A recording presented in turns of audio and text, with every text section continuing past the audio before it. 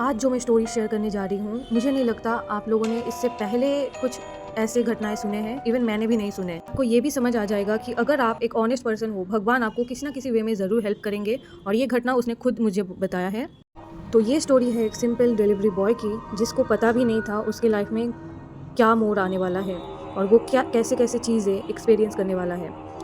तो उनके फादर का रिसेंटली जॉब चला गया था उस टाइम, इसलिए उसको मजबूरी में डिलीवरी बॉय का काम करना पड़ा और वो पार्ट टाइम में टुक-टुक चलाता था।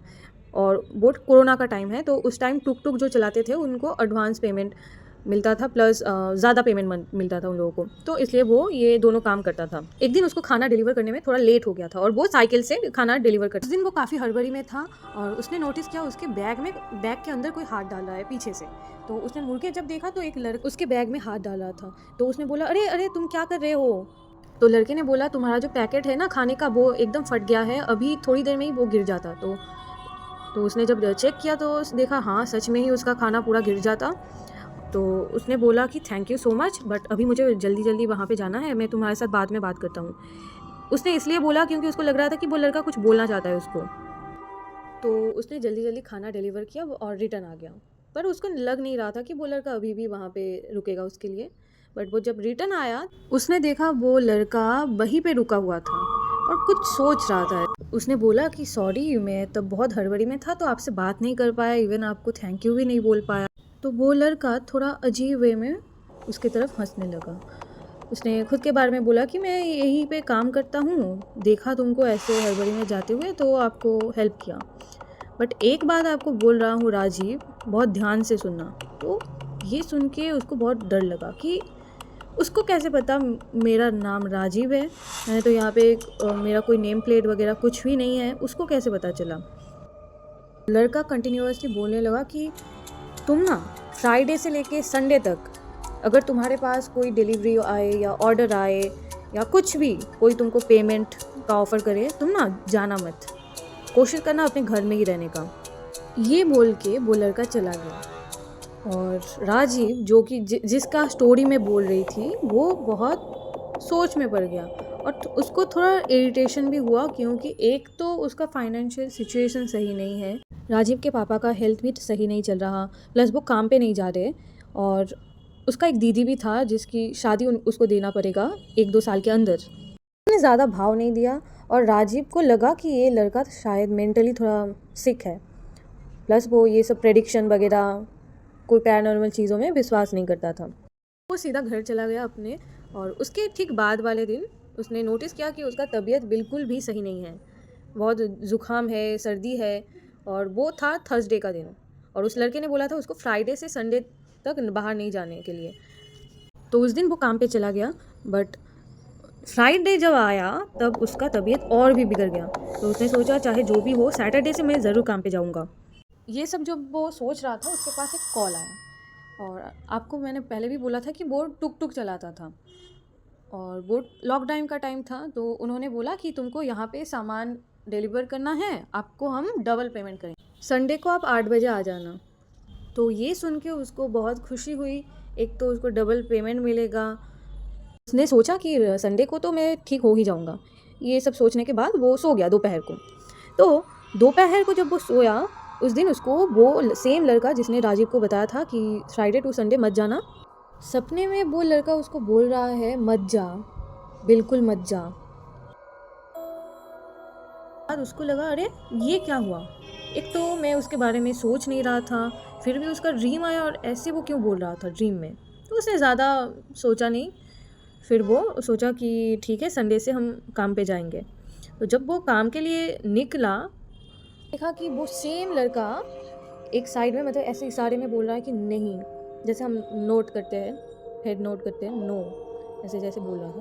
तो ये देखने के बाद उसका तबीयत और भी बिगड़ने लगा, ठीक है। और वो सीधा अपने घर में रिटर्न आया और उन लोगों को कॉल किया कि मेरा तबीयत बहुत ख़राब है, आप प्लीज़ दूसरे किसी को ले लो। और बोले आदमी तो बहुत गुस्सा हो गया, बट फिर भी बोला ठीक है मैं फ़ोन रखता हूँ। और उसके ठीक बाद उसको बहुत रिग्रेट हुआ कि अरे इतना पेमेंट वो लोग दे रहे थे, मैंने क्यों कर दिया। बट कोई बात नहीं। ठीक मंडे के दिन उसको किसी ने बताया कि जो जो टोटो से मतलब जो प्रोडक्ट वो डिलीवरी करने वाला था, उसके मतलब राजीव के बदले किसी और को उसने लिया था, एक ड्राइवर को। बट वो ड्राइवर अभी जेल में है क्योंकि उसको फॉल्स एलिगेशन उसके ऊपर लगा के अरेस्ट करवाया गया, और उससे पहले उसको बहुत पीटा भी लोगों ने। अब उसको पता नहीं है एग्जैक्ट क्या हुआ, बट इतना उसको पता है अगर वो वहाँ पे जाता तो उस ड्राइवर की जगह राजीव पिट जाता। तो उसने सोचा कि चलो जो हुआ अच्छे के लिए हुआ, और वो नॉर्मली मतलब फूड डिलीवरी का काम करने लगा। तो एक दिन वो उस दिन भी बहुत हड़बड़ी में था, बहुत ज़ोर से साइकिल चला रहा था, और साइकिल ज़ोर से चलाने की वजह से जो चेन है वो मतलब एक से एक मतलब कुंडली टाइप का बन गया, और वो साइकिल रुक गया उसी टाइम। और सामने से एक लॉरी आ रहा था और उसको लगा कि अब तो मैं गया और मेरा कुछ नहीं हो सकता। तो ठीक उसी टाइम उसको ऐसे लगा कि कोई बहुत फोर्स से उसके बैक सीट को पकड़ के मतलब उसको एकदम साइड में कर दिया। तो और वो जब आंखें उसने खोला तो देखा कि वो सेफ़ है, अभी लॉरी भी पास कर रहा है, और जब पीछे मुड़ के देखा तो वो ही लड़का था जिसका ड्रीम आया था, जो उसको मिला था वहाँ पे। तो राजीव ने बोला, अरे तुम यहाँ कैसे, और मैं तो बहुत स्पीड में साइकिल चला रहा था, तुमने मुझे पकड़ा कैसे इतनी जल्दी।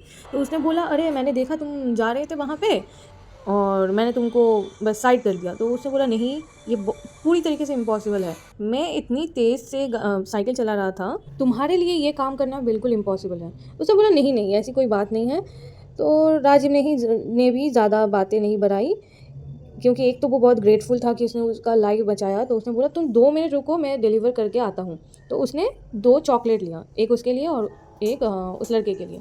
तो वो आके वो चॉकलेट जब उसको देता है तो वो बोल रहा है कि नहीं नहीं नहीं, मैं नहीं खाऊंगा, पहले मैं खाता था बट अब नहीं खाऊंगा, मुझे अब ये सब अच्छे नहीं लगते।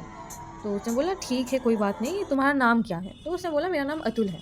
तो ये बोलने के बाद वो फिर से ये बोलने लगा कि तुम ना इस रास्ते से मत जाना, उस रास्ते से मत जाना, ये मत करना, वो मत करना। तो उसको ना थोड़ा इरिटेट फील हुआ, बट उसने ज़्यादा कुछ नहीं बताया क्योंकि वो हर बार उसको बहुत हेल्प करता है। तो उसने बोला, ठीक है, बट उसको ना थोड़ा इरिटेट होता था। तो इस इंसिडेंट के बाद वो अक्सर उसको मिलने लगा और उन दोनों में ना एक बॉन्डिंग हो गया था, मतलब वो पूरी तरीके से फ्रेंड बन गए थे। बहुत बार मिलने के बाद उसने कुछ चीज़ें नोटिस किया उसके अंदर, कि एक तो उसका जो आइज़ है वो पूरी तरीके से ग्रे है, सफ़ेद जैसा, और दूसरी बात वो एक ही कपड़े पहनता था, हर टाइम वो एक ही कपड़े पहनेगा।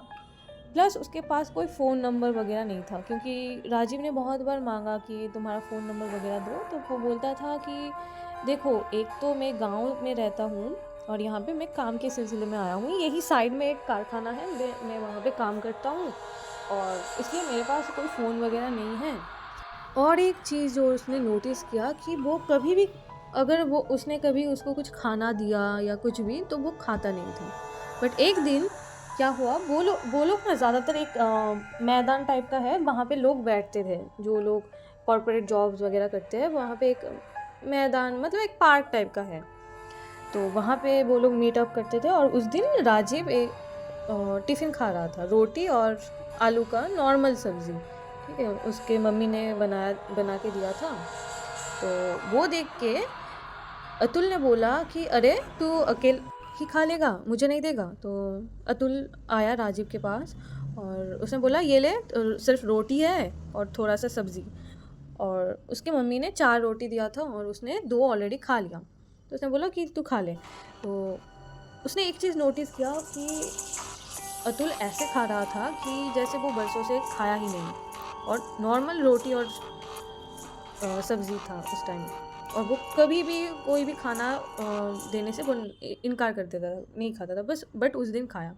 और अतुल ने बोला कि बहुत अच्छा बना है, आई थिंक तुम्हारे मम्मी ने ये बनाया होगा। तो उसने बोला, हाँ मम्मी ने ही बनाया, और नेक्स्ट टाइम ना मैं तुझे और भी मतलब रोटी सब्ज़ी ये सब बना के खिलाऊँगा। तो उसने बोला, ठीक है। उसके ठीक नेक्स्ट दिन राजीव ने अतुल को उसी पार्क में बैठे हुए देखा था, बट इस दिन उसके फेस में मतलब एक मलिनता, एक सैडनेस था।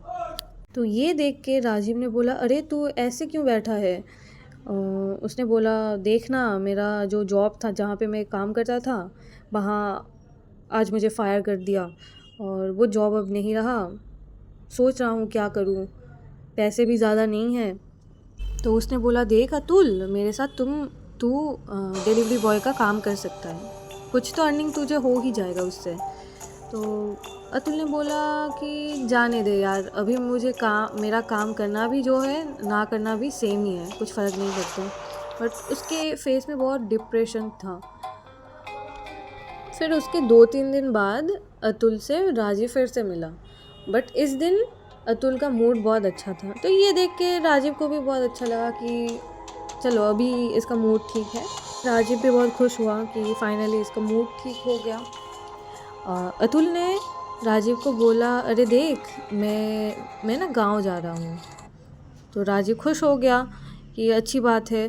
तो उसने बोला कि बहुत टाइम से मैं इधर रह रहा हूँ, घर वालों से भी नहीं मिला, बट अब मैं बहुत खुश हूँ क्योंकि फाइनली अब मैं घर जा पा रहा हूँ।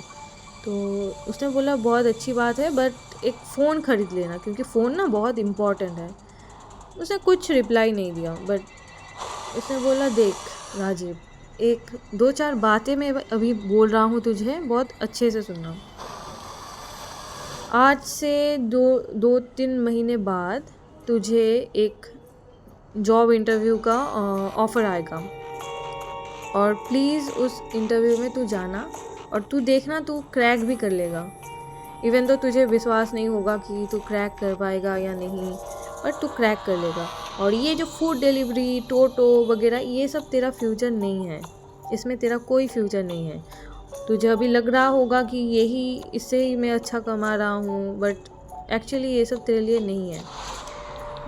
दूसरी बात, तेरे बहन के लिए कुछ दिन बाद एक रिश्ता आएगा बहुत वेल्दी फैमिली से, बट उन लोगों को मना कर देना क्योंकि वहाँ पे देना सही नहीं होगा।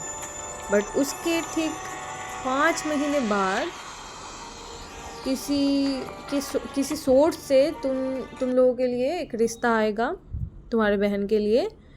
वो लोग थोड़ा मिडिल क्लास है, उनके पास ज़्यादा पैसे नहीं रहेंगे, बट उन लोगों के साथ शादी करवा देना क्योंकि धीरे धीरे शादी के बाद वो लोग बहुत ही मतलब फाइनेंशियली वो लोग डेवलप करेंगे और प्लस लड़का भी बहुत अच्छा होगा।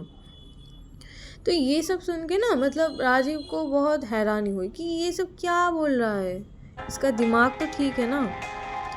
उसको लगा कि ये शायद ना मेंटली थोड़ा इल है, तो उसने कुछ बोला नहीं। एक तो ये चला जाएगा, और एक बात अतुल ने फिर बोला कि देख आज के बाद से हम शायद ही कभी मिलेंगे, पर अपना ध्यान रखना।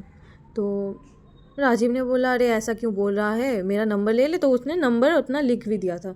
उसने बोला कि वहाँ गांव से मुझे एटलीस्ट किसी के फ़ोन से मुझे कॉल करना, ठीक है, क्योंकि मैं बहुत तुम्हें मिस करूँगा। इतने दिन से तुम मुझे गाइड कर रहे थे, इतना अच्छा दोस्त था तू मेरा। तो उसने कुछ नहीं बोला, बस वो हंस रहा था। और राजीव ने ये भी बोला कि मेरा बहुत मन था कि मैं तुझे एक बार मेरे घर में लेके जाऊं, तो एक बार 1 या 2 बार तो कोलकाता आ ही सकता है ना। तो उसने बस अतुल ने कुछ नहीं बोला, बस हंस रहा था वो। उसके 2-3 महीने बाद उसके लिए सच में ही एक इंटरव्यू का ऑफ़र आया और उसने क्रैक भी किया उसमें, ठीक है, क्योंकि उसको याद था कि इसने बोला था, इसका मतलब ज़रूर कुछ ना कुछ तो है ही। और फिर सच में ही उसके दीदी के लिए एक रिश्ता आया जो कि वेल्दी फैमिली से था, बट उन्होंने मना कर दिया। और उसके 5 या 8 महीने बाद उसके दीदी के लिए भी एक और रिश्ता आया जो कि थोड़ा मिडिल क्लास फैमिली से थे, एक सोर्स की तरफ से ही आया था, बट लड़का अच्छा था और दीदी का शादी भी हो गया। फिर ना मतलब राजीव बहुत कन्फ्यूज़न में पड़ गया कि फिर हम मिले क्यों नहीं, और वो ना मतलब फिर से एक बार उससे मिलना चाहता है। तो वो एक एस्ट्रोलॉजर, किसी साधु संत के पास भी वो लोग गए थे। तो उन लोगों से जो उनको पता चला कि अतुल कोई इंसान नहीं था, वो एक बहुत ही पॉजिटिव आत्मा है जो उसके पास्ट लाइफ में भी उसका दोस्त ही था, और वो इस टाइम आया था तुम्हारी हेल्प करने। उसका कुछ एस्ट्रोलॉजिकल कुछ प्रॉब्लम ही उस टाइम चल रहा था, उसका साढ़े साथी था, और एस्ट्रोलॉजर ने ये भी बोला कि इस टाइम तुम्हारा बहुत बड़ा कोई नुकसान हो जाता, सिर्फ तुम्हारा ही नहीं तुम्हारे पूरे फैमिली का नुकसान होने का योग था इस टाइम। बट इस शुभ आत्मा ने, जो कि तुम्हारा पास्ट लाइफ का फ्रेंड था, इसने आके तुम्हें बचाया, गाइड किया। और इस इंसिडेंट के बाद सच में ही आज तक राजीव उससे नहीं मिला, अतुल से। पर उसने ये बोला था मुझे कि अभी मैं मेरे करियर में बहुत ज़्यादा सैटिस्फाइड हूँ। मैंने करियर में उसी फ़ील्ड में मैंने बहुत ही सक्सेसफुल मैं अभी बन गया हूँ और सच में ही डिलीवरी बॉय या फिर वो सब काम शायद मेरे लिए नहीं था।